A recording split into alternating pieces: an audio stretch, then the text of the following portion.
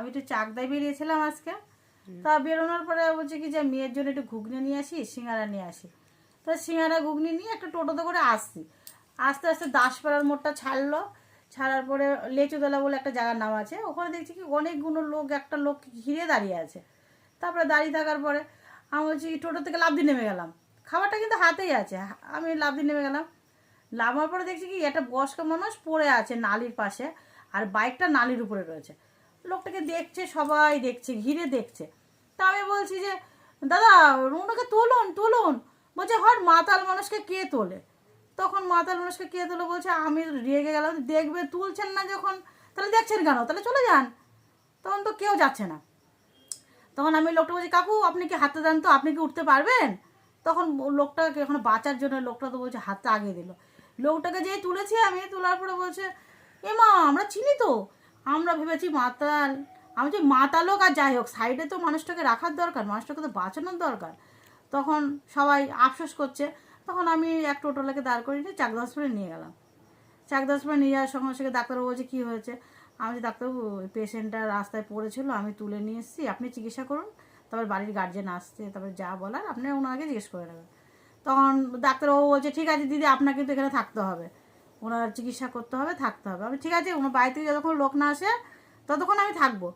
তারপরে আমি ওনার কাছ থেকে ফোনটা নিলাম, নেওয়ার পর বললাম যে কাকু আপনার ফোনের লকটা বলুন, আমি আপনার মেয়েদেরকে ফোন করি কি গার্জেনকে ফোন করি। তারপর ফোন করার পর ওনার বাড়িতে ফোন করলাম, ওনার বড় মেয়ে আসলো, ছোট মেয়ে আসলো। তারপরে আবার যারা প্রতিবেশী ছিল তারাও আসলো, যারা রাস্তায় দাঁড়িয়ে দেখছিল তারা আবার পরে বাইক নিয়ে গেল দেখার জন্য। বলছে দিদি ভালো করেছেন আপনি নিয়ে এসছেন, কিন্তু আমরা ভেবেছিলাম মাতাল লোক। আমি বলছি ঠিক আছে আপনি এখন দেখে দিতে, মাতাল লোককে দেখান, আর কি বলবো বলেন। এখন আমি দাঁড়িয়ে আছি, ওনার ব্যাগটা সিলিন্ডার করবো বলে। তারপর আমার মেয়ে আসলো, এসে বললো দিদি আপনার ফোন নাম্বারটা দিয়ে যান। তাই আমি ফোন নাম্বারটা দিলাম, দিয়ে আমি বাড়ি চলে আসলাম। আর টোটোওয়ালাটাও খুব ভালো, টোটোওয়ালাটা আমার কাছ থেকে ভাড়া নেয়নি, আমাকে বাড়িতে পৌঁছে দিয়ে গেল। টোটোওয়ালাটা বাড়িতে পৌঁছে দিয়ে উনি বাড়ি চলে গেল। মানে রাস্তায় পড়ে গেছিল তখন কেউ চিনতে পারছিল না, তুমি কেউ চিনতে তুললা? পারছিল না, কেউ ধরছিলই না, বলছে মাতাল মাতাল, একটাই তা ডায়লগ মাতাল দিচ্ছে বলে কি মাতাল। মানুষ না নাকি? মাতাল আমি সেটা বলেছি, আমি যে মাতাল বলে মানুষ না। উনি যদি কাত হয় তাহলে ড্রেনে পড়ে যাবে, তাহলে সাইডে শুয়ে রাখেন, যখন ইচ্ছে তখন উঠে চলে যাবে। মানে উনি মদ খায়নি, উনি বাঁচার জন্য ভালো চেষ্টা মানুষ, উনি মদ করছে, খায় না, কিন্তু ওনার হয়তো যত সম্ভব মানে শরীরটা পড়ে খারাপ গিয়ে হয়। সেন্সলেস হয়ে গেছে। হ্যাঁ হ্যাঁ হ্যাঁ। তারপরে উনি হাতটা দিল আমাকে, তাই আমি টেনে তুললাম, তখন সবাই চিনেছে। মানে উনি বাঁচার চেষ্টা করছে, সামনে তাকিয়ে রয়েছে, কিন্তু মানুষজন তাকিয়ে থেকে দেখছে। মানুষ ঘিরে দেখছে, 50-60 জন লোক পুরো ঘিরে নিয়েছে ওনাকে দেখার জন্য। কিন্তু ভিডিও করাটাই বন্ধ ছিল, হ্যাঁ ওটা করতে পারলে মানুষ বাঁচতো, হ্যাঁ। কিন্তু তুলবে না। না ও একটুখানি আবছা ছিল, অন্ধকার ছিল, কে তুলবে, কিন্তু বাইকটা ড্রেনের ওপর পড়েছিল। বাইকটা নিতে পারলে বাঁচতো মনে হয়। তারপরে লোকটা যে চিনে গেছে সবাই, তখন বাইকটা পাশের বাড়িতে রেখে দিয়েছে, রেখে দিয়ে তারা গেছিল হসপিটালে।